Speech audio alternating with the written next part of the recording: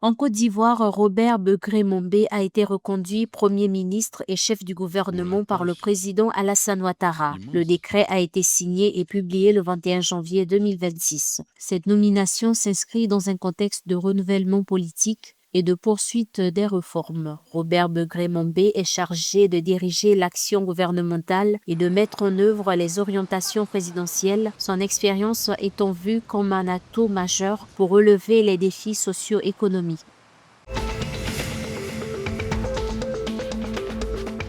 Le Ghana s'engage dans le raffinage local de l'or grâce à un accord entre le Ghana Gold Board et Gold Coast Refinery Limited. Cet accord signé le 20 janvier 2026 vise à ajouter la valeur aux exportations d'or, permettant de traiter jusqu'à 52 000 kg d'or par an issus de l'exploitation artisanale et à la petite échelle. Le raffinage local aidera le Ghana à maximiser les bénéfices tirés de ses ressources minérales grâce à une augmentation des recettes fiscales et à des dividendes, à une amélioration des entrées de devises étrangères.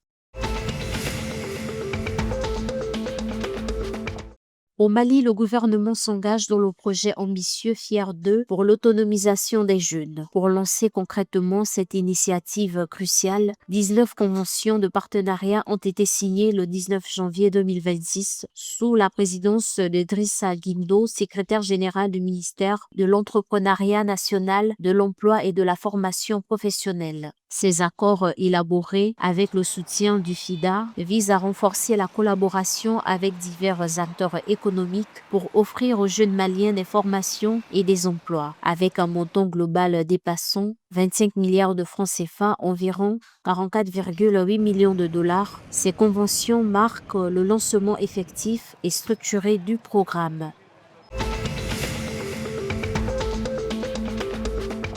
Le ministère sénégalais de l'Agriculture, de la Souveraineté alimentaire et de l'Élevage, Mabouba Diagne, a lancé le 22 janvier 2026 à Louga, au nord, la campagne nationale de vaccination du cheptel 2025-2026. Il a rappelé que la vaccination est indispensable à la préservation du patrimoine animal et que la protection sanitaire du cheptel demeure une priorité nationale justifiant l'organisation annuelle de ces campagnes. Dotée d'un budget d'1 milliard de francs CFA, la campagne 2025-2026 vise la vaccination de 7 millions d'ovins et caprins, 3 millions de bovins, 300 000 équins et près de 3,7 millions de volailles rurales.